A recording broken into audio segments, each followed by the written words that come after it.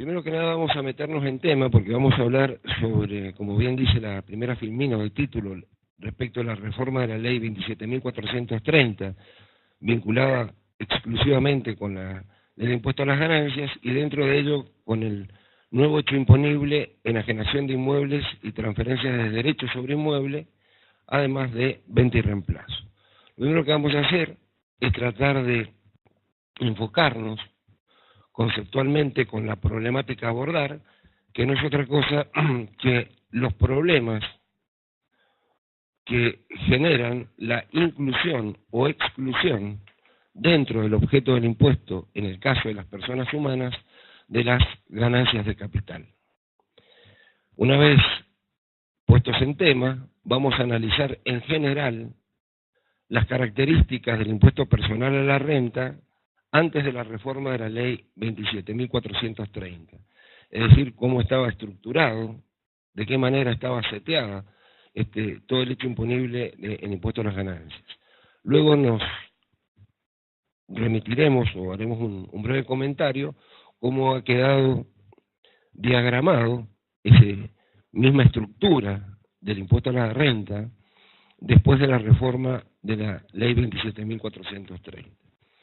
A posteriori analizaremos cómo era o es el tratamiento que tenía en el caso de los distintos sujetos los resultados por la enajenación de bienes inmuebles y también cómo estaba esto grabado o impactaba respecto del impuesto a la transferencia de inmuebles.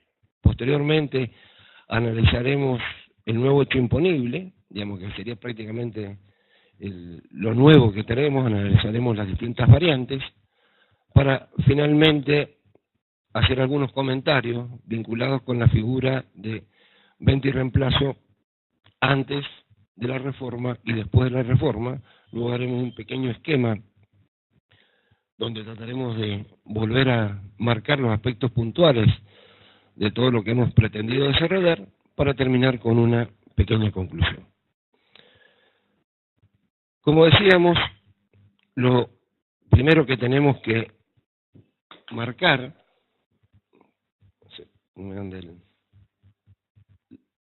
a ver, no me pasan las diapositivas.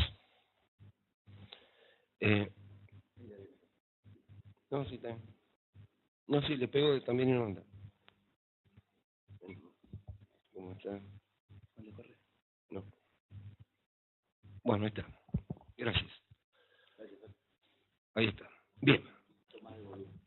Lo primero que vamos a analizar es la problemática de las ganancias de capital en un impuesto abstracto, es decir, qué problemas generan la gravabilidad o no de estas rentas. Lo primero que tenemos que preguntarnos es cuál es el concepto o a qué nos referimos cuando hacemos mención al concepto de ganancias de capital. Esto se vincula fundamentalmente con la existencia de bienes en los contribuyentes que no han sido adquiridos con el propósito de su enajenación. Ejemplo típico, podrían ser los bienes muebles amortizables, inmuebles no afectados, o si ustedes quieren también, acciones que los contribuyentes poseen con el objeto no de transferirlas, sino de canalizar su actividad como accionista o cuotas sociales de sociedades de responsabilidad limitada. En esta situación, uno podría hablar de un concepto amplio y un concepto restringido de ganancias de capital. El concepto restringido, vamos a empezar por ese, es aquel que se produce en el momento de enajenar un bien que no ha sido adquirido, como decíamos, con el propósito de su ulterior enajenación. Y en un sentido amplio, no solamente alcanza este hecho mencionado, la situación que se produce al momento de la enajenación, sino también que podría hablarse de la gravabilidad o no de los resultados que va generando el mayor valor o menor valor que va teniendo este bien a lo largo del tiempo de tenencia de estas personas. En realidad lo que generalmente se hace es o no, es tomar el concepto estricto, es decir, los resultados por enajenación de bienes que no han sido adquiridos con el propósito de su posterior venta. Lo que hay que tener, ¿cuál es el problema que plantean? El problema que plantean es que este resultado, estrictamente, se genera a lo largo de toda la tenencia del bien. Es decir, si yo compré un inmueble en el año 1998 y lo voy a vender en el año 2018, evidentemente el resultado se generó a lo largo de toda la tenencia del bien. Pero como el momento crítico, si ustedes quieren, para decirlo así en términos un poco más técnicos, el aspecto temporal del hecho imponible que se toma para estas ganancias de capital es el momento de la enajenación, el problema toma singular importancia en el supuesto que nosotros tengamos tasas progresivas.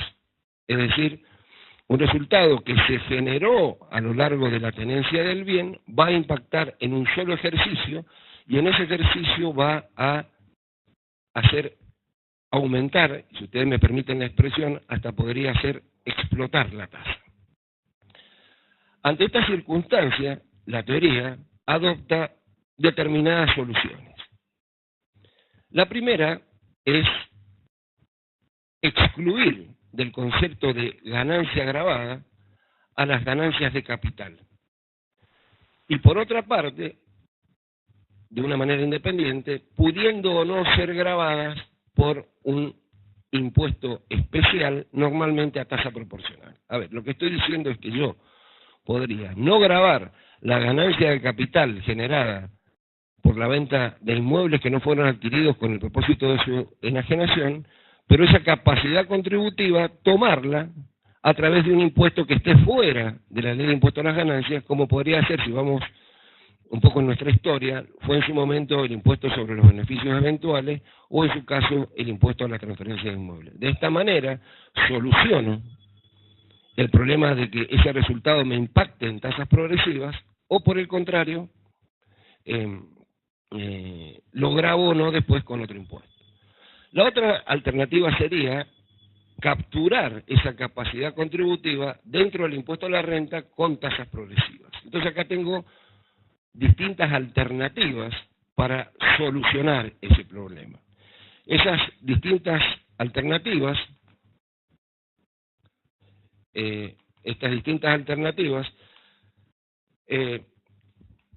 serían las siguientes. Por un lado, puedo ponerle, como muchas cosas, o grabarlas, para ser más preciso, no ponerles, es aplicándole una tasa específica a este tipo de renta. Es decir, creo lo que técnicamente se llama una cédula, es decir, en un impuesto global saco una partecita y a esta partecita, como puede tener una influencia significativa en la determinación de la tasa aplicable al conjunto de renta, le pongo una tasa proporcional y única. Si hago esta solución, es decir, cedularizar, crear una canasta, separar esta renta, no solamente voy a tener que, desde el punto de vista teórico, ponerle una tasa menor, sino que también voy a encontrar o tener que entrar en la necesidad de que ese resultado, en el caso de que sea pérdida, lo considere un quebranto específico cedular, circunstancia que me remitiré enseguida o que hablaré enseguida. Entonces, la primera solución es aplicarle una tasa específica. La segunda, que se utiliza, no la hemos utilizado nunca nosotros, la que voy a mencionar ahora, es una promediación de la tasa a aplicar en función de lo que pasó en N periodos anteriores. Es decir, yo podría calcular cuál fue la tasa promedio que tuvo el contribuyente en los últimos 3, 4, 5 ejercicios, dependiendo de la voluntad del legislador, y a estas ganancias de capital excluirlas y aplicarles esa tasa. En lugar de haber, como en el caso anterior, una única tasa proporcional para todos los casos, podría ir jugando en función de la capacidad contributiva impactada en las tasas que ha tenido el contribuyente a lo largo de su más cercana historia, por eso. La otra alternativa es, decimos, poner una tasa específica, promediar, o la tercera alternativa es la posibilidad de darle al contribuyente de diferir este resultado en el tiempo. Es decir, en el ejercicio de transferencia, que es cuando se produce la ganancia de capital, en lugar que impacte este resultado en este ejercicio exclusivamente, le doy la posibilidad de que esto se lleve en el tiempo. Un ejemplo de ello no es otra cosa que venta y reemplazo. La venta y reemplazo es un sistema que permite, de alguna manera, que esta ganancia de capital que se produjo en un solo ejercicio, la podamos diferir o llevar hacia adelante. Sí, dale. Vamos mechando ahí, acaba de entrar una pregunta del Consejo de Salta, referida a la transferencia de derechos sobre inmuebles. Preguntan si la gravabilidad es a partir del 1 de enero del 2018. ¿Qué pasa si estos derechos son sobre inmuebles adquiridos antes de enero del 2018 o después de enero del 2018? Bien, la respondo ahora. De todas maneras esto lo vamos, es decir, yo todavía estoy en la parte, digamos, introductoria de cómo era, si estamos hablando en teoría pura, llamémoslo así. De todas maneras, como vamos a ver enseguida, toda esta reforma tiene, es decir, lo que va a definir cuál es la ley aplicable es el momento de incorporación al patrimonio, ya sea del derecho sobre inmueble o del inmueble. En la medida que ello haya sido anterior al 1 de enero de 2018, la legislación que se va a aplicar es la legislación antes de la reforma de la ley 27.430. Por el contrario, en el supuesto caso que el derecho sobre el inmueble, o en su caso el inmueble, el título de dominio, hubiera ingresado al patrimonio del contribuyente que lo está enajenando con posterioridad al 1 de enero de 2018, lo que se va a aplicar es la ley de impuesto a las ganancias con la reforma de la ley 27.430. Claro está que en estos casos que estoy hablando, estamos hablando de que el titular de ese derecho es una persona humana o una sucesión indivisa y no un sujeto de empresa, porque si no esto nada ha cambiado. Seguimos siempre de la manera... Bien. Bueno, lo que decíamos es que nosotros lo que vamos a enfrentar ahora es la decisión de alguna manera política, porque de alguna manera la capacidad contributiva o la valoración de la capacidad contributiva es una decisión política. No estoy hablando de política partidaria, estoy hablando de una decisión de política tributaria. Nosotros lo que se ha hecho es, se ha decidido que ciertas ganancias de capital comiencen a formar parte del hecho del impuesto a las ganancias para las personas humanas a partir de que entre en vigencia la ley 27.430. ¿Cuáles son y eran, porque como decíamos recién, vamos a encontrar como que la ley anterior tiene cierta ultraactividad vinculada al momento que se incorporan los bienes al patrimonio? ¿Cómo era o qué características tenía el impuesto a las ganancias, el impuesto personal a la renta? No estoy hablando del impuesto societario, estoy hablando del impuesto personal a la renta, es decir, que pagan las personas humanas o sucesiones indivisas, o para hablar si quieren hasta más en términos de leyes anteriores, el que pagaban las personas físicas. En realidad, acá el concepto general de ganancia gravada es el concepto de la teoría de la fuente, es decir, que la renta para que estuviese gravada era menester o es menester que cumpla tres condiciones concurrentes, es decir, las tres a la vez: que exista una fuente permanente que produzca esa renta, que esa renta que produce sea real o potencialmente periódica, y a su vez que la renta se encuentre, o que la fuente, perdón, se encuentre habilitada. Como ustedes podrán apreciar, el concepto que la ley toma por la teoría de la fuente es un concepto que prima facie, de entrada, ex antes, si quieren, deja de lado dos tipos de ganancias para las personas humanas. Por un lado, las ganancias de capital, porque cuando se enajenan estos bienes no hay ya permanencia de la fuente y por ende tampoco hay periodicidad ni real ni potencial. Y por otro lado, las denominadas ganancias azarosas del azar, porque en ningún caso la fuente está habilitada. Ahora bien, como uno, de alguna manera, la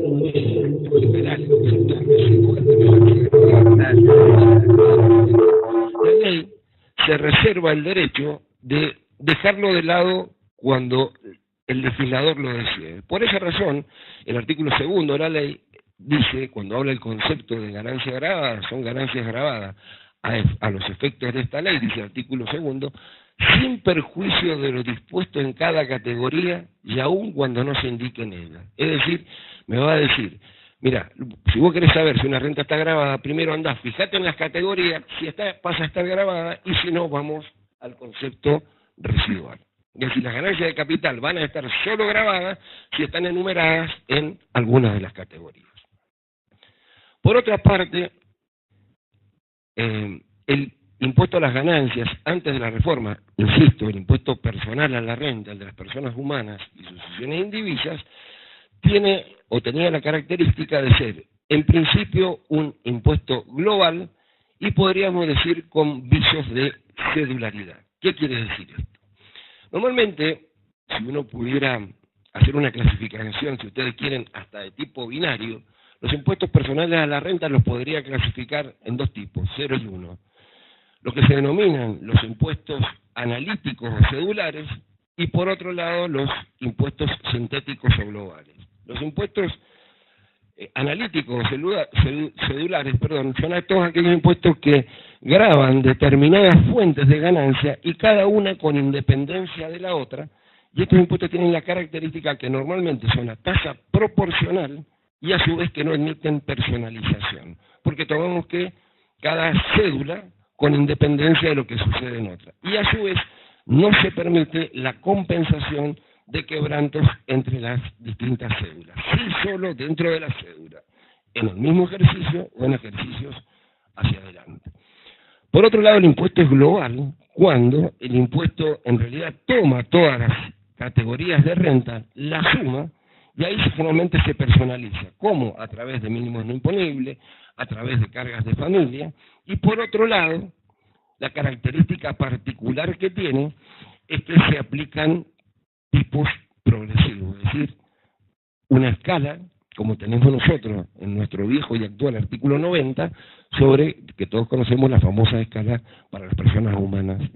Entonces decimos que es un impuesto, antes de la reforma, un impuesto global, es decir, en general personalizado con tasas progresivas, pero con visos de cedularidad. ¿Qué queremos decir con esto?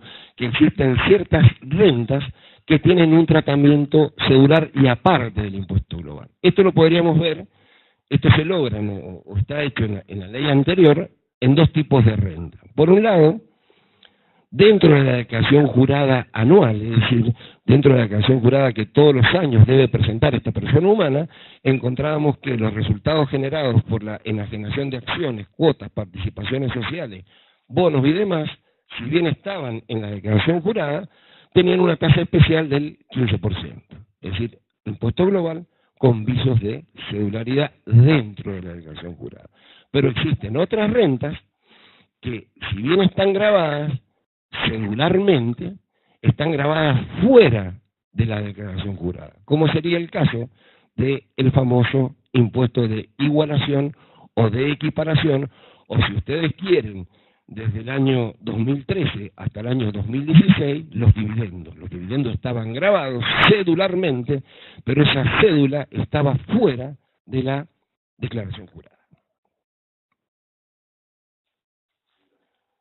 Bueno, pues, sí. Vamos ahora a cómo queda el impuesto a las ganancias después de la reforma de la ley 27.530. Gracias, Mingo.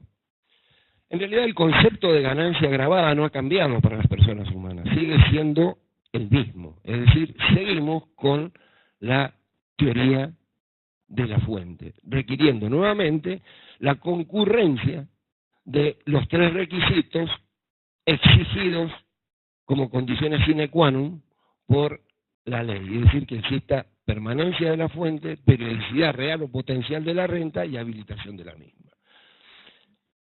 Bien, más fuerte vamos a hablar un poquitito. Si quieren que sea más alto me paro, pero bueno, no voy a salir de cámara. Bien, lo que ha cambiado en realidad es que se han incorporado a la ley nuevas ganancias cedulares. Por lo tanto, tenemos nuevamente un impuesto global con visos de cedularidad. el impuesto global sigue siendo, como decíamos, un impuesto a tasas progresivas. Pero la ley ahora ha incorporado, mediante la modificación del artículo 2, 5 nuevos o 5 cédulas diferentes. 4 dentro de la declaración jurada y una fuera de la declaración jurada. Es decir, cuando hablamos fuera de la declaración jurada, significa que esta cédula va a ser grabada a través de una retención en la fuente con carácter de pago único y definitivo.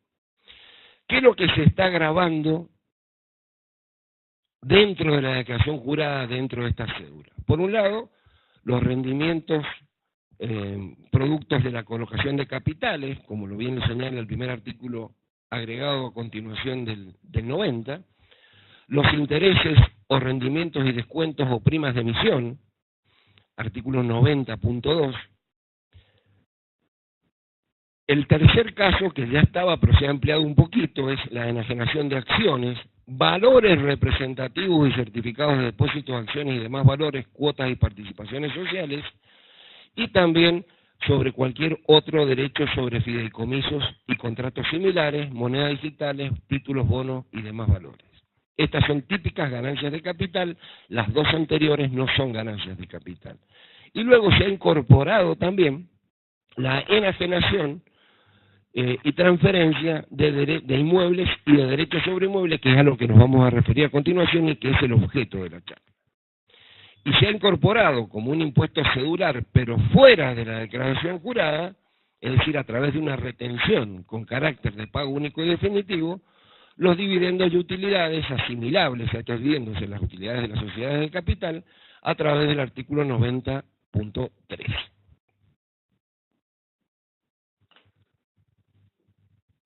Ahí estamos. Bien. Perfecto. Vamos ahora a concentrarnos. Ha quedado claro, entonces lo que hemos dicho es, vamos a analizar el tema de ganancias de capital, es decir, ganancias que se generan por la transferencia de bienes, en este caso inmuebles, que no han sido adquiridos con el propósito de su ulterior enajenación, y hemos visto cómo está estructurado el impuesto a las ganancias. Lo que ya hemos anticipado es que estamos creando una cédula dentro de la declaración jurada del contribuyente que se va a referir, en el caso de personas humanas y sucesiones indivisas, a los resultados generados por la enajenación de inmuebles o de transferencia de derechos sobre inmuebles, con el problema temporal que tenía que ver un poco con la pregunta que recién me hicieran los amigos salteños. Bien. Vayamos a cómo es la situación antes de la reforma. La gravabilidad o no en el impuesto a las ganancias de los resultados por venta de inmuebles estaba estrictamente vinculado al sujeto que obtenía ese resultado. Si era un sujeto empresa, es decir, un sujeto del 49 A o B de la ley anterior, es decir, una sociedad de capital, una explotación unipersonal o una sociedad de personas, en todos los casos el resultado quedaba alcanzado. ¿Por qué? Porque acá el concepto de ganancia aplicable, circunstancia que no ha cambiado la reforma de la ley 27.430, es el mismo, la teoría del balance, o como también se conoce, la teoría del rédito ingreso. Entonces, para las personas, para los sujetos de empresas grabadas, para las personas humanas y sucesiones indivisas, esto tipificaba una pérdida de, digamos, de la fuente, y por lo tanto estos resultados no estaban alcanzados con la ley de impuesto a las ganancias, con ciertas excepciones que enseguida voy a puntualizar. Lo concreto es decir, grabado para personas humanas, para sujetos de empresas, no grabados para personas humanas. Pero como esta, fíjense cuál fue la mecánica que tomó en este momento. La ley dijo, tenemos una ganancia de capital, como me genera problemas en la tasa, la saco. Pero esa capacidad contributiva la quiero grabar. Entonces, ¿qué surge? El famoso ITI, o impuesto a la transferencia de inmuebles. El impuesto a la transferencia de inmuebles tiene un objeto, un elemento material, derecho imponible, residual. Quedan alcanzados por impuesto a la transferencia de inmuebles todas aquellas enajenaciones que no queden alcanzadas por impuesto a las ganancias. Bien. Si esto está claro, no tengo caras para ver si está claro o no, esperemos que sí. Me fui para atrás, está bien. Está. Lo que vamos a hacer ahora es analizar, ojo que muchas de estas cosas pueden estar vigentes hoy por el problema de esto del momento en que se incorpora el inmueble, cómo sería el tratamiento a dispensarle frente al impuesto a las ganancias a las distintas ventas de inmuebles según sea el sujeto que realiza esta operación. Y lo vamos a hacer de la siguiente manera. Primero vamos a analizar las diferentes alternativas si el inmueble estaba situado en la República Argentina, para luego analizar cuál sería la situación si el inmueble estaba ubicado fuera de nuestro país, fuera de nuestras fronteras. Entonces, vamos a tomar inmuebles ubicados en el país. Ustedes advierten, esta filmina, que me paran siguiendo, para no olvidarme, la he puesto con celeste inmuebles ubicados en el país. Cuando nos cambie a verde, significará que pasamos a inmuebles ubicados en el exterior. No sé si por lo que los datos de hoy, a lo mejor los del país los tendría que haber puesto en rojo, pero bueno, ese es otro problema. Bien. Entonces, inmueble ubicado en el país.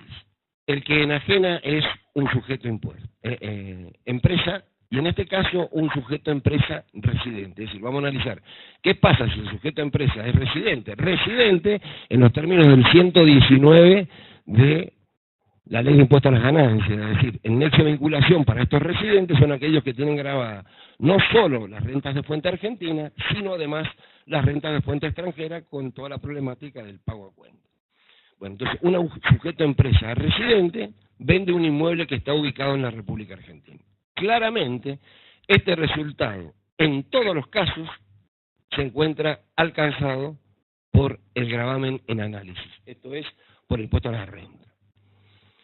Está grabado como una renta de la tercera categoría, por lo tanto, el criterio de imputación de esta renta es el criterio de lo devengado, entendiendo la ley en su artículo 3º como hecho sustancial generador del derecho al cobro por la venta de este inmueble, el momento en el que firmando boleto se entrega posesión o, en su caso, se escritura lo que suceda primero, es decir, que en el que se produzca primero alguno de estos dos hechos, en ese resultado, ese es el ejercicio de devengamiento.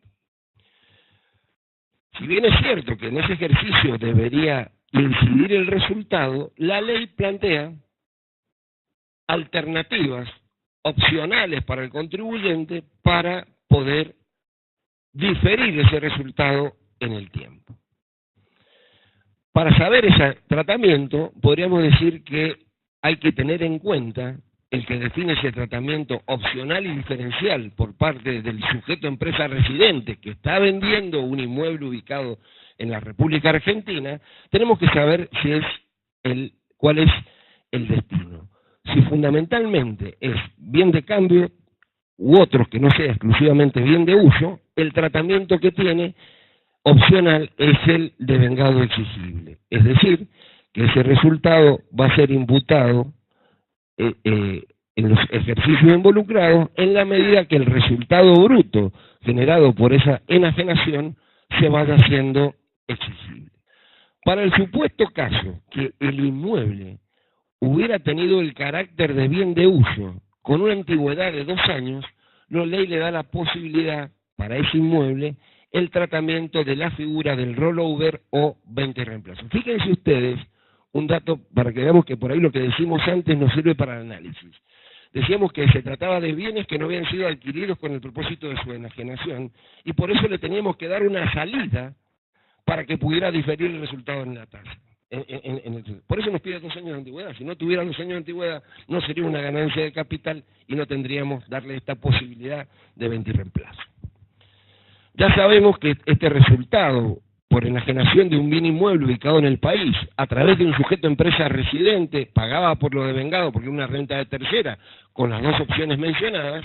El problema es cómo determinamos el resultado. El resultado se determina por precio de venta menos costos computables, y este costo computable difiere según sea, en su caso, bien de cambio o bien de uso, u otros valores, u otros destinos, perdón. Si es bien de cambio, porque este bien está evaluado conforme a las disposiciones del artículo 55 de la ley, es decir, al costo de construcción reexpresado, con todos los ajustes por inflación, al inicio del ejercicio, o en su caso, el resto de los otros bienes, que sería al valor residual al inicio del ejercicio. Es decir, siempre que hablamos de resultados, tenemos que plantearnos qué pasa si el resultado es un quebranto. Si el resultado es una ganancia, lo incluimos dentro de la declaración jurada. Si en este caso, insisto, estamos hablando de un inmueble ubicado en el país, enajenado por un sujeto de empresa residente, si el resultado fuera un quebranto, ese quebranto es lo que se conoce con el nombre de quebranto general. ¿Qué queremos decir cuando hablamos de quebranto general?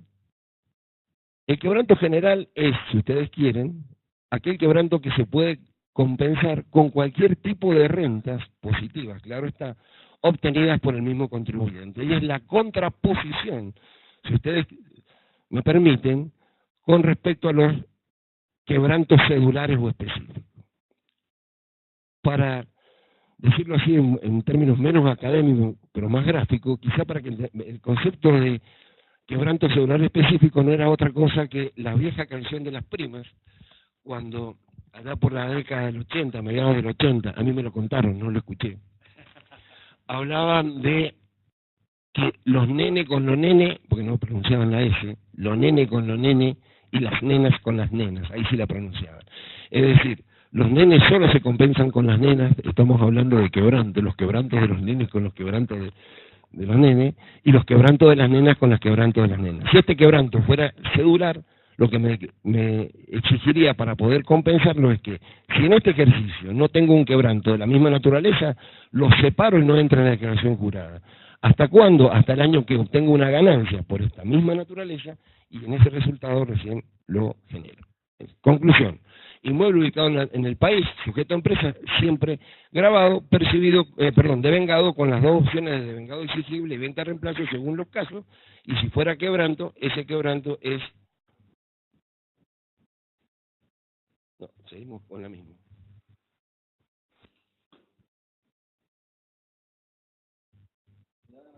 No, pero no, es que es este el que tenemos que aplicar.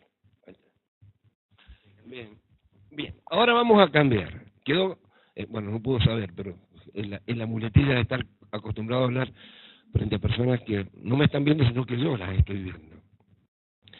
Hemos dicho inmueble situado en la República Argentina, enajenado por un sujeto de empresa. Vamos a ver ahora el sujeto, lo que vamos a cambiar es el sujeto. Es una persona humana o sucesión indivisa, en este caso también residente. ¿Cuándo pagaba ganancias?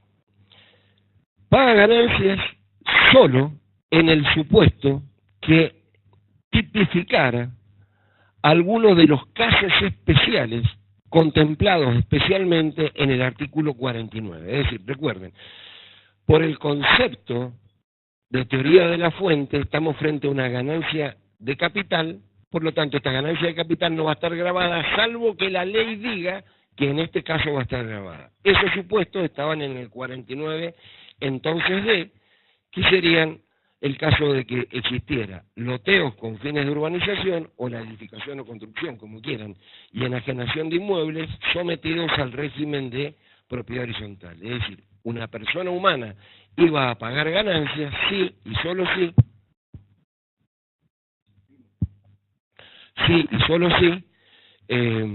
estuviéramos en estos casos de loteos con fines de urbanización y edificación y enajenación de inmuebles bajo el régimen de la 13.512, bueno, o ahora en el Código Civil.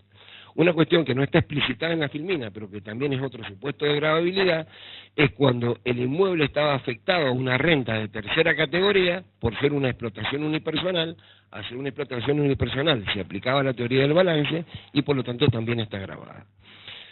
Decimos, en estos casos solo pagaba ganancias, loteo con fines de urbanización y construcción y enajenación de inmuebles bajo el régimen de propiedad horizontal. ¿Cuándo se pagaba?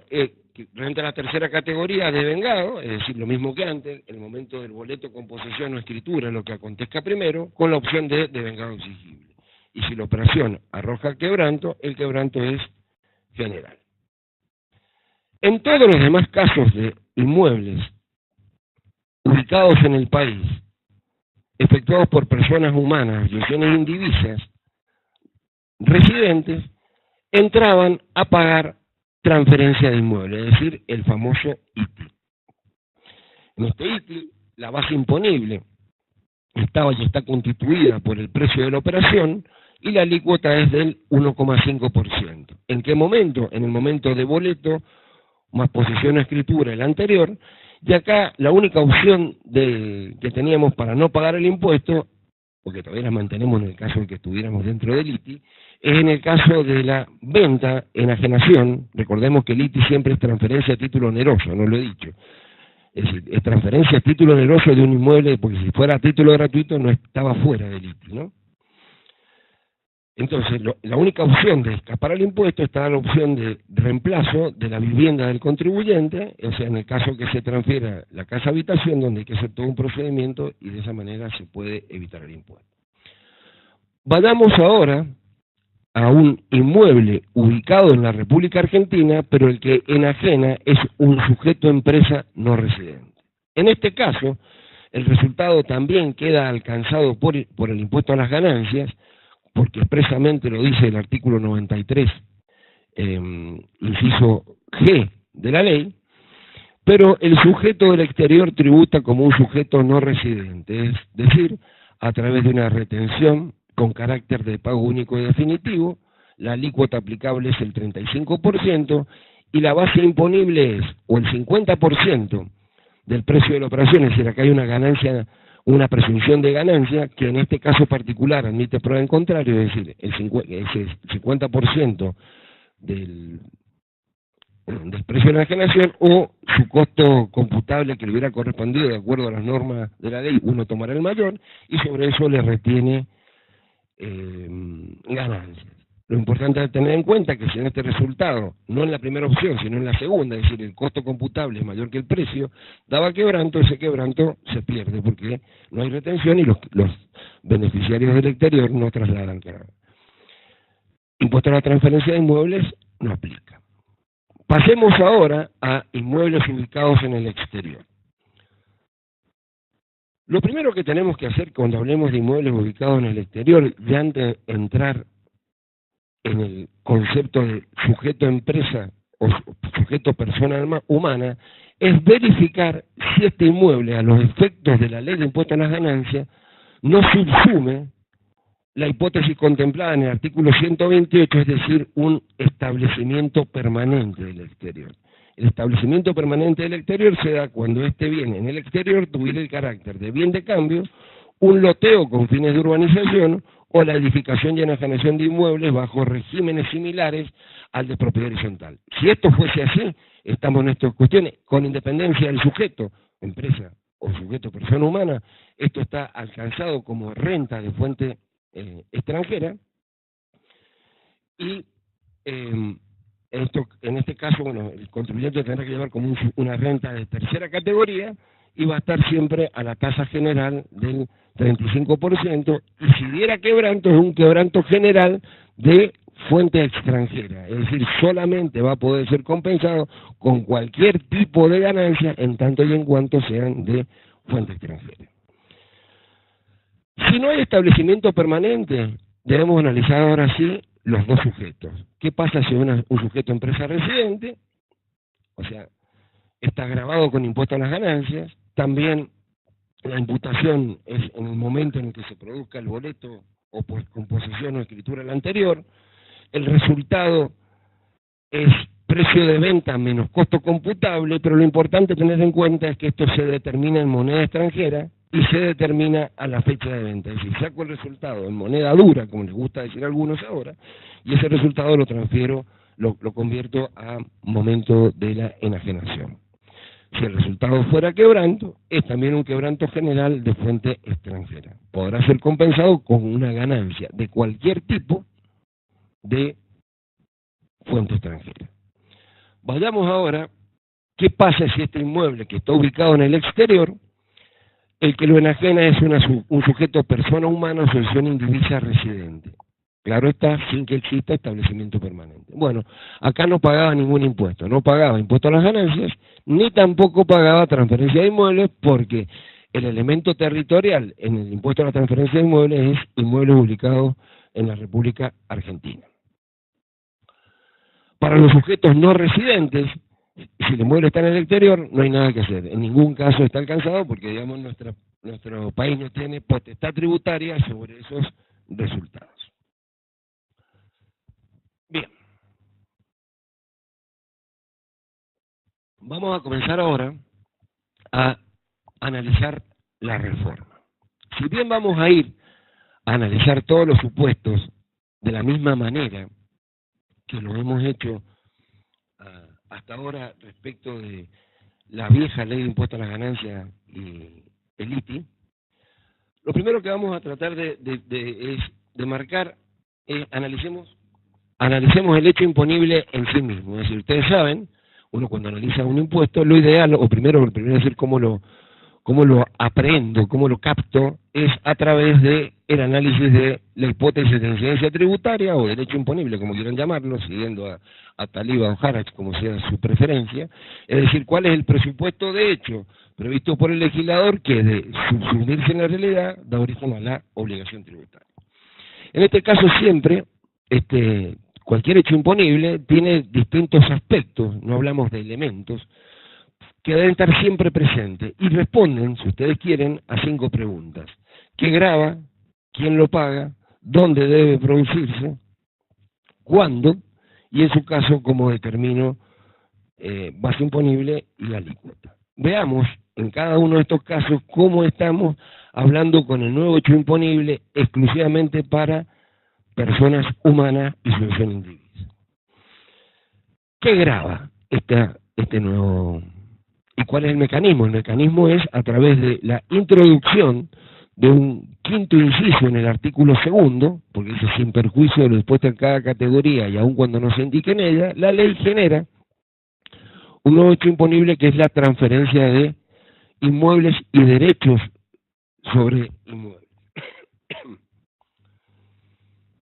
Respecto del concepto de enajenación, se sigue aplicando el artículo 3.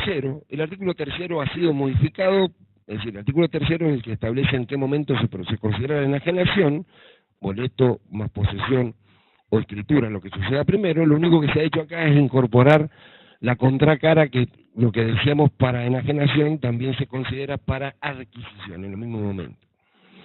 La característica fundamental es que este nuevo hecho imponible se lo tipifica como una renta de la segunda categoría. Es decir, que la venta de los resultados por enajenación de inmuebles efectuados por personas humanas va a ser, y la transferencia de derechos sobre estos inmuebles va a ser una renta de segunda, lo que nos va a llevar, como veremos enseguida, a aplicar el criterio de lo percibido. Como estamos hablando, ¿qué grava? Decimos, ¿hay algún supuesto de no gravabilidad? Sí, hay un supuesto de no gravabilidad, que es a través de la exención, se modifica el artículo 20, inciso O, y se establece que va a estar exento la enajenación de la casa-habitación.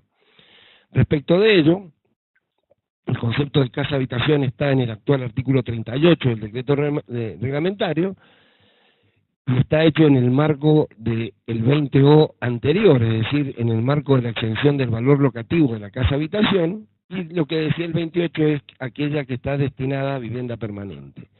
Hoy no tenemos reglamento, sí andan circulando algunas versiones, uno general y otro especial para el caso de venta de inmueble, y el concepto de casa-habitación que dan en el específico para venta de inmuebles, un decreto reglamentario muy cortito, tiene 5 artículos, es aquel que sea con destino a vivienda única, familiar y de ocupación permanente del contribuyente. Acá la palabra única es la que hace ruido. En el proyecto que yo he visto también, general, donde no está este hecho imponible que estamos analizando, el 38 toma la misma versión que este posible artículo 5 de este decreto reglamentario. Aspecto material o subjetivo. En realidad, acá van a estar llamados al pago, como dice, ¿quién paga? Las personas humanas, sucesiones indivisas, sean estas residentes o no residentes. No hay mucho más para aclarar acá. Aspecto territorial o geográfico. Acá tenemos que hacer una pequeña distinción. En el aspecto territorial, el impuesto cedular, tal como está previsto, está pensado o está diseñado exclusivamente para inmuebles ubicados en la República Argentina. Es decir, el 90.5, que es el que crea este impuesto cedular, se refiere exclusivamente a enajenación de inmuebles ubicados en la República Argentina. No obstante ello, se modifica el artículo 90 y se le da el mismo tratamiento a los inmuebles ubicados en el exterior, pero fuera del impuesto cedular, a una tasa del 15%. Es decir, a ver, la explicación de esto es muy simple. Si lo podemos hacer simple, bueno, hagámoslo complicado. En realidad hay una... No alcanzamos a ver por ahí mucho la diferencia, pero decimos, en el 90.5 están excluidos los inmuebles ubicados en el exterior, pero la tasa la reciben a través del 90. En cuanto al aspecto temporal, es decir, cuándo debe pagarse o cuándo se considera, corresponde la aplicación del método de lo percibido. Lo que se contempla expresamente es que si las cuotas se fueran a percibir en más de un ejercicio fiscal, en cada ejercicio fiscal hay que declarar la parte proporcional que le corresponde al precio cobrado. Es decir, yo voy a tener que sacar precio menos costo computable, vamos a ver cómo se hace, menos gastos de venta, y ese resultado lo voy a relacionar con el precio de venta. Supóngase, si yo me da precio de venta 1 millón de pesos, costo computable 400, resultado 600, yo lo voy a cobrar en 3 cuotas iguales durante 3 ejercicios. Bueno, estos 600.000 pesos proporcionalmente los voy a distribuir en 3 ejercicios. O sea, tengo que proporcionar, no es que primero cobre el costo y después cobre. Una cosa importante es que se mantiene, en el caso de venta de inmuebles, lo que estamos hablando es el resultado por enajenación. El resultado financiero, esto es, por el cobro diferido, ya sea a través de intereses reales o presuntos, si bien son rentas de la segunda categoría, están fuera de este hecho imponible, es decir, el artículo 48 ha quedado intacto con la reforma. Bien. Vamos al aspecto cuantitativo. La base imponible es el precio de venta, neta de intereses reales o presuntos. El costo computable está determinado por la diferencia entre el costo actualizado. ¿Por qué decimos actualizado? Porque esto se va a aplicar para inmuebles que hayan sido adquiridos a partir de enero del 2018, por lo tanto siempre va a tener actualización.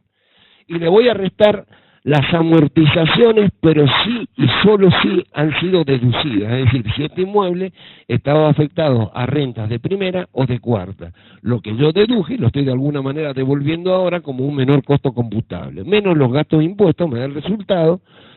Pero si este resultado fuese quebranto, es un quebranto específico, es decir, solo lo voy a poder compensar con ganancias ganancias generadas por la enajenación de inmuebles o derechos sobre inmuebles. La alícuota prevista es la alícuota del 15%. En materia de quebranto, ya enseguida empezamos a analizar todos los otros casos que quizás es lo que más les interese. Los quebrantos obtenidos por las personas humanas y sucesiones indivisas por la enajenación de inmuebles o transferencia de derechos reales sobre inmuebles, como decimos, es un quebranto cedular, aquello de los nenes con los nenes y las nenas con las nenas. La novedad está en lo siguiente. En el caso que una persona humana obtuviera un quebranto específico de fuente extranjera, la ley veda la posibilidad de compensarlo con ganancias de fuente argentina. A ver, en la ley estaba previsto que, si bien, admítanme esta expresión para que se entienda, no se podía importar quebrantos si era factible la exportación. Es decir, yo no podía compensar con ganancias de fuente argentina quebrantos obtenidos en el exterior. Yo no podía importar, pero sí podía exportar. ¿Qué significa? Que si tenía una ganancia de fuente argentina, una pérdida de fuente argentina, la podía compensar con una ganancia afuera. Acá me impiden eso en el caso de venta de inmuebles. Si yo tengo un quebranto específico por venta de inmuebles y tengo una ganancia por venta de inmuebles al exterior, este quebranto no lo puedo exportar y no lo puedo compensar.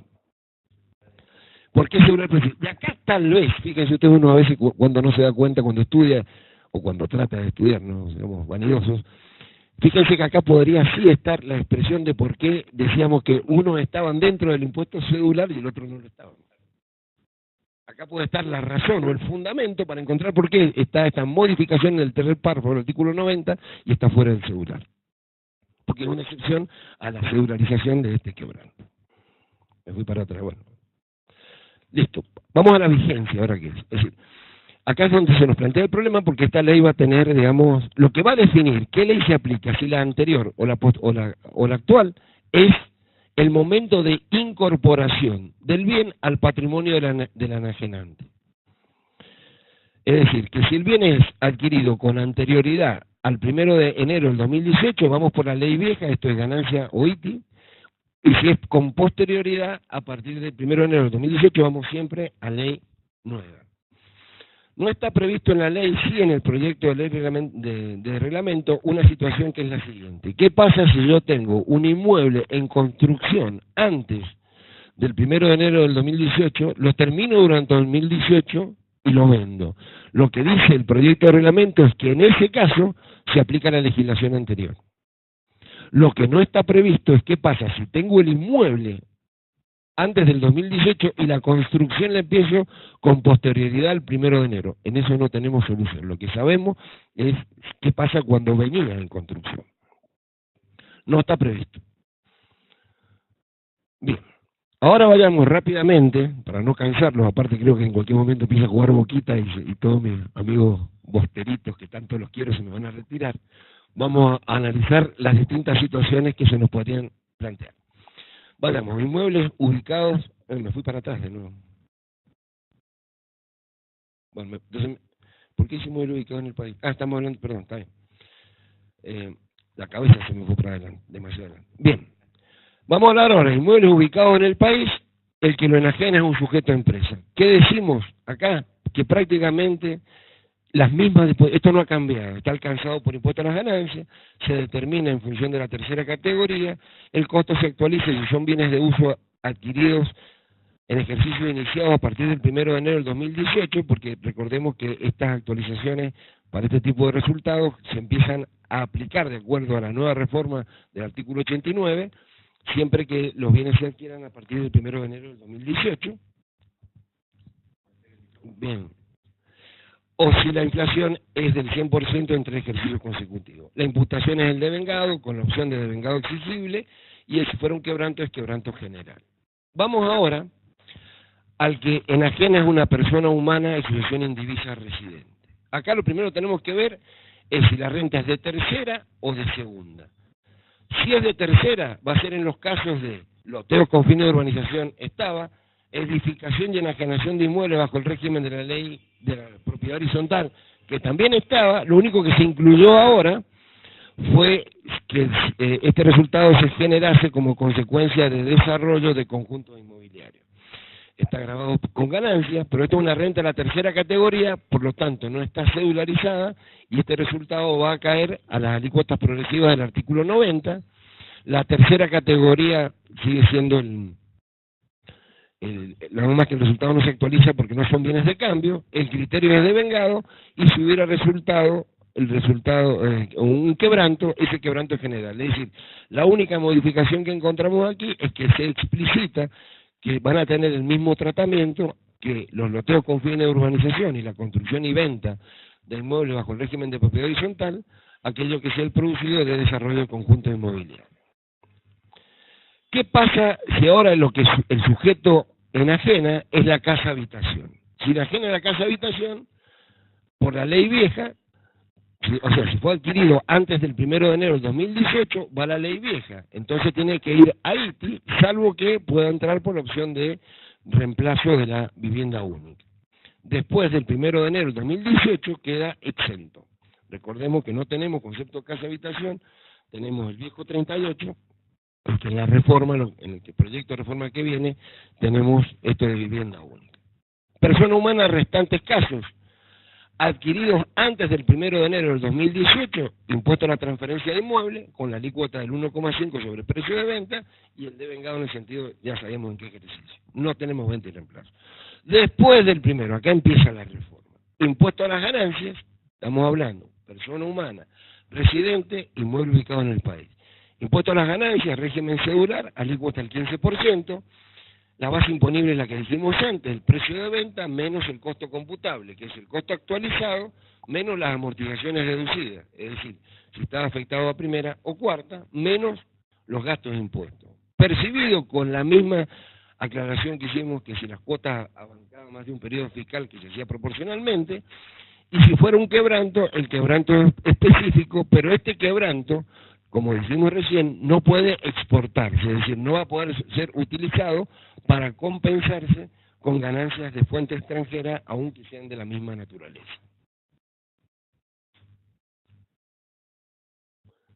Está bien, yo estoy medio apurado. Sigamos. Vayamos al caso ahora de una persona humana no residente. ¿Qué pasa si vende o enajena un inmueble a título oneroso, un inmueble ubicado en la República Argentina? Si este inmueble fue adquirido antes de enero, del 1 de enero del 2018, sigue cayendo en el ITI, es decir, va a pagar el 1,5%, lo que acá tienen que recordar que hay que hacer ese dichoso trámite del certificado de retención que establece la Resolución General 2141. Si fue adquirido después del 1 de enero del 2018, va a caer a ganancias por el régimen cedular, la alícuota del 15%, no está previsto una ganancia presunta, la base imponible sería el precio de venta menos el costo actualizado menos... Esto de amortización deducida no sería aplicable porque si tuviera estado afectado hubiera pagado por renta presunta el alquiler, con lo cual no iría, menos gastos de impuestos, aclarándose en el proyecto de reglamento que gastos de impuestos son gastos de impuestos incurridos en la República Argentina.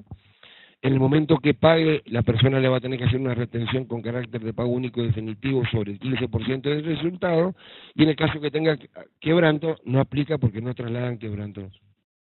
Bien. ¿Qué pasa si ahora el que enajena el inmueble ubicado en el país es otro sujeto no residente? Bien, volvemos a lo mismo que teníamos antes. Paga ganancia, las retenciones del 35% sobre la ganancia neta de impuestos, la que puede ser equivalente al 50% del precio de venta o al resultado real, el que más le favorezca al beneficiario del exterior.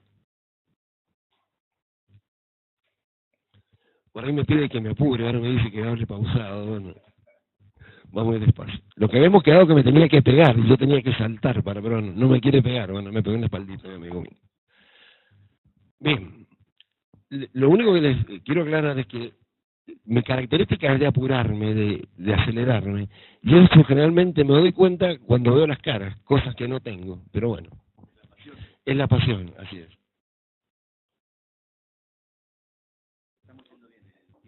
Bien, bien, vamos, sigamos.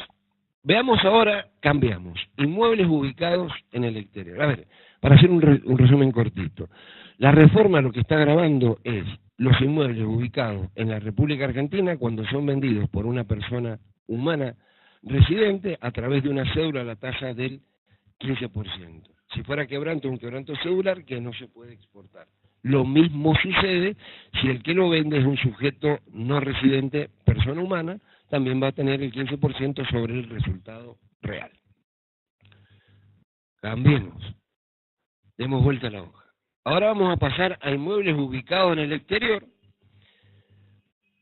y el que lo enajena es un sujeto empresa residente. Estamos hablando de las normas a partir de la reforma de la ley 27.430. Va a pagar esto impuesto a las ganancias. Este sujeto empresa residente, en el supuesto caso que sea una sociedad de capital, lo que va a cambiar la tasa, 35% hasta 2018, y a partir de ahí empieza con 30%, 2 años, después un año el 25%, es una renta de tercera categoría, es resultado de fuente extranjera, va por lo devengado, y si el quebranto, esta operación diera quebranto, es un quebranto de fuente extranjera, que significa que solamente va a poder ser compensado con resultados de fuente extranjera, pero no es doblemente específico, con cualquier resultado generado por fuente extranjera. Persona humana, institución indivisa o inmueble ubicado en el exterior, volvemos a lo mismo de antes. Tenemos que ver si tipifica o no un establecimiento permanente. Si establece un establecimiento permanente, es una renta de tercera categoría, ese resultado va a ir en la declaración jurada como renta de tercera, con impuesto a las ganancias, alícuota progresiva, y si diera quebranto, es un quebranto de fuente extranjera, pero no un quebranto específico, doblemente específico. Ahora vamos a ver que el inmueble está ubicado en el exterior, otro caso para personas humanas en situación indivisa. Si es casa-habitación, ¿podría una persona tener una casa-habitación en el exterior? Yo entiendo que sí, y les digo por qué, lo cual no quiere decir que sea así. A ver, cuando uno enfrenta problemas de definición de residentes en materia de impuesto a las ganancias, uno de los temas es qué hacemos con dobles residentes. Es decir, una persona que siendo residente argentina, de acuerdo a la legislación argentina, para impuesto a la renta, a su vez, supónganse ustedes que subsumiera también las condiciones para ser residente chileno, de acuerdo a la legislación chilena. Tiene las dos residencias.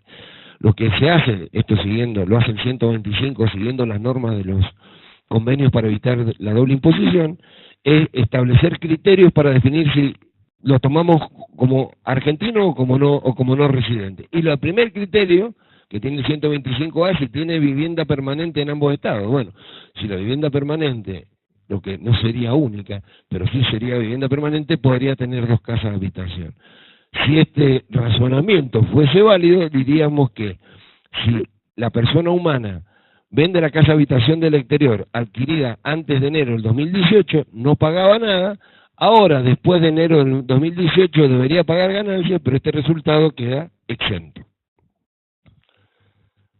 El resto de casos, es decir, todos los inmuebles que los argentinos tienen en el exterior, si fue adquirido antes de enero del 2018, estábamos con la legislación anterior, no gravabilidad. Luego del 1 de enero del 2018, ahora pasa a estar gravado con impuesto a las ganancias, a la tasa del 15%, pero no como un impuesto cedular.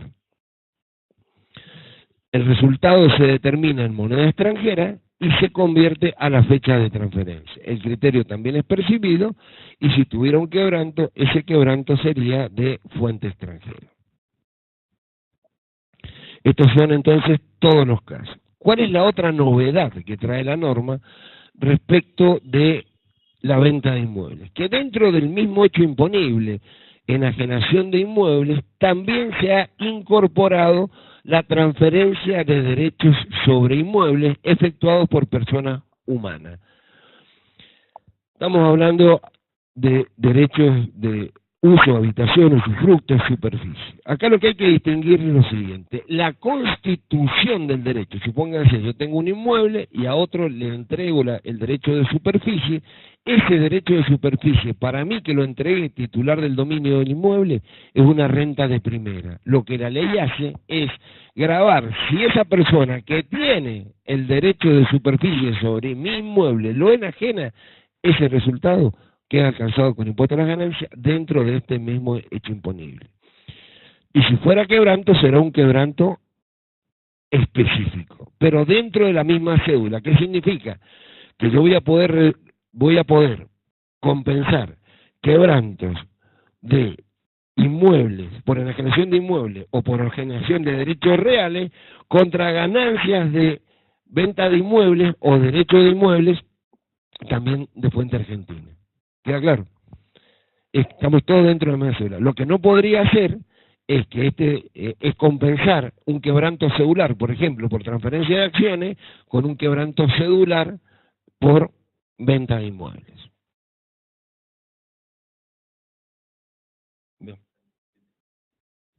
Bien. En definitiva, lo que hemos dicho es que hay un nuevo hecho imponible que para analizar su aplicabilidad temporal debemos analizar el momento en que fue incorporado al patrimonio por la persona humana enajenante. Estamos hablando siempre, insisto, de enajenación en el concepto del artículo 3, que no lo he recalcado, enajenación a título oneroso. No estamos hablando de enajenación a título gratuito. Si el inmueble fue adquirido antes del 1 de enero del 2018 se aplica la legislación antigua, o si ustedes quieren, aquella que en principio está vigente por una ultraactividad de la norma. Si fue adquirido con posterioridad al 1 de enero, vamos a la nueva ley, impuesto cedular con todas las versiones que vi. Bueno. Hemos visto entonces el concepto de ganancias de capital. Voy a perdóname la filmina para... Hemos analizado las características del impuesto personal antes y después de la reforma, analizamos esto del global con visos de solidaridad, vimos cómo eran los supuestos de gravabilidad para las personas humanas antes de la ley 27430, después de la 27430, y ahora tenemos que analizar el último aspecto a que hace referencia esta charla, que es el tema de venta y reemplazo. El tema de venta y reemplazo, en realidad, decíamos que las ganancias de capital generan un resultado en el momento de enajenación y que podíamos o incluirlas en el resultado del ejercicio y darle una solución a la tasa. Solución a la tasa que podía ser a través de una tasa específica, impuesto cedular, o bien darle la posibilidad de diferirla en el tiempo. Usted me va a decir, sí, destacó, pero usted hay algo que no entiendo. ¿Por qué? Porque me dice que la figura de venta y reemplazo es una solución a las ganancias de capital y muchas veces la aplican sujetos de la tercera categoría, y los sujetos de tercera categoría, si fuera una sociedad anónima, no tiene tasa progresiva, tiene tasa proporcional, sí, pero ¿cuál es el problema? Que esta ganancia de capital, al quedar grabada, si yo no le doy una salida, una solución, nadie va a reemplazar un inmueble, nadie va a reemplazar las flotas de camiones, porque el impuesto a las ganancias se lo va a hacer meramente imposible, y no por un problema de inflación. Si yo tengo una flota de 5 años de camiones y la vendo en el sexto, todo el valor voy a tener que pagar, entonces necesito la solución. Bien, por eso decimos que la figura de venta y reemplazo, como a algunos les gusta denominarla rollover, es una opción que cuentan dos tipos de contribuyentes: los que obtienen rentas de la tercera categoría, o en su caso, por aplicación del decreto reglamentario, artículo 114, los sujetos de cuarta, para atemperar el efecto de la gravabilidad de determinadas ganancias de capital, difiriendo su impacto en el tiempo. Es decir, lo que se plantea es lo siguiente, la mecánica es la siguiente: yo voy a obtener un resultado por esa ganancia de capital. Ese resultado lo tendría que incluir en este ejercicio como un resultado más dentro de la medicación curada. ¿Qué opción me da la ley? Entre por venta y reemplazo. Es decir, si usted el bien que está vendiendo me lo reemplaza por otro en el término de un año, en lugar de declararme la utilidad en este ejercicio, résteme esa utilidad del valor amortizable, del valor de costo del bien que lo reemplaza. De manera tal que, cuando usted me vaya a calcular la amortización del bien de reemplazo, no me la calcule sobre el valor erogado, sino sobre el valor erogado menos la utilidad afectada. De esta manera, esta utilidad que estamos obteniendo va a ir diluyéndose o va a ser imputada en cada uno de los ejercicios como una menor amortización del bien reemplazado. Esta figura de venta y reemplazo, decimos entonces, se aplica a contribuyentes de tercera y cuarta categoría. ¿Cuáles son los bienes susceptibles de quedar incluidas en esta opción voluntaria para de venta y reemplazo? Deben tratarse de dos condiciones: bienes muebles amortizables, es decir, bienes que están afectados a la obtención de rentas de cuarta o de tercera categoría, o en su caso, inmuebles afectados, y acá voy a decirlo como estaba antes, como bienes de uso, es decir, inmuebles afectados como bienes de uso con una antigüedad de 2 años, en tal carácter. Es decir, si el bien era bien de uso y el inmueble era bien de uso, ese resultado yo lo podía aplicar esta figura de venta y reemplazo. Ya vamos a ver enseguida, voy a redondear muy rápidamente, porque en realidad esto no ha sido casi reformado, sino simplemente los casos de aplicación. no tendría sentido que hubiera momento y reemplazo, voy a ir a esta cuestión, pero en realidad, ¿qué es lo que hacíamos? ¿Cómo operaba este régimen? Este régimen, hablábamos acá, yo siempre digo que si estuviéramos en matemática, tenemos un viejo concepto que dice que el orden de los factores no altera el producto. Bueno, este es uno de los casos en donde no se cumple esta regla. ¿Por qué? Porque a mí me dejan aplicar el régimen, si yo lo que vendo es un bien mueble, solamente lo puedo reemplazar por un bien mueble dentro del régimen. Es decir, puedo hacer mueble por mueble. Si lo que vendo es un inmueble, lo puedo reemplazar por otro. O sea, puedo hacer inmueble por inmueble o inmueble por mueble. Lo que no puedo hacer es mueble por inmueble. Independientemente de las particularidades y teniendo en cuenta la hora que ya estamos, no voy a entrar más con les voy a marcar en qué consiste la reforma. La reforma lo único que ha hecho es, de alguna manera, si me lo permiten, dar certeza a problemas que teníamos otrora en la aplicación de esta figura, cuando lo que se enajenaban eran inmuebles y que eran reemplazados por otros inmuebles. ¿Por qué? Porque el fisco tenía, por decirlo así, una interpretación literal, restringida, circunscripta al caso de que el inmueble que se enajenaba era un bien de uso, y no si el inmueble que se enajenaba era un inmueble que estaba afectado no a la actividad principal, sino, por ejemplo, a una actividad de locación o arrendamiento. El fisco, a través de diferentes dictámenes, se expidió diciendo que si el inmueble no era bien de uso, entendiendo por bien de uso afectado a la actividad principal del ente, no era susceptible de la figura. Y por otro lado teníamos dudas sobre qué comprábamos para reemplazar ese inmueble. Antes era inmueble por inmueble y el fisco decía inmueble bien de uso por inmueble de bien de uso, inmueble bien de uso al cuadrado. Todo lo que no me dé inmueble por bien de uso al cuadrado no me da. Es decir, inmueble bien de uso por campo incultivado no, porque esto me da. Inmueble bien de uso por inmueble campo, no inmueble al cuadrado, no va, ¿se entiende? ¿Qué es lo que ha hecho la reforma? La reforma lo que ha hecho es introducir en el texto de la ley, dando certeza de alguna manera a los contribuyentes, que van a ser susceptibles de aplicación de la figura de venta y reemplazo, siempre por supuesto con el término de los 2 años, si no, no estaríamos dentro de lo que estamos analizando, que es ganancia de capital, si el bien de uso ha tenido una afectación, como es el inmueble asado, como bien de uso, o afectado a locación o arrendamiento o a cesiones onerosas de usufructo, uso, habitación o anteiclesis u otros derechos reales dentro del plazo mínimo de 2 años. Y por otro lado, dentro de las posibilidades de reinversión, siguiendo por ejemplo el famoso fallo Santiestrella, dice cuando haya tenido el bien que se adquiera, tengo estos mismos destinos: bien de uso afectado a locación o arrendamiento, a cesiones onerosas de usufructo, uso, habitación, y dice inclusive campos, artículo 86, o cualquiera de los demás destinos mencionados, incluso si se trata de terrenos o campos. Esta es básicamente la reforma. Podríamos ir hablando del artículo 67, pero creo que escapa al objeto de esta charla. Para redondear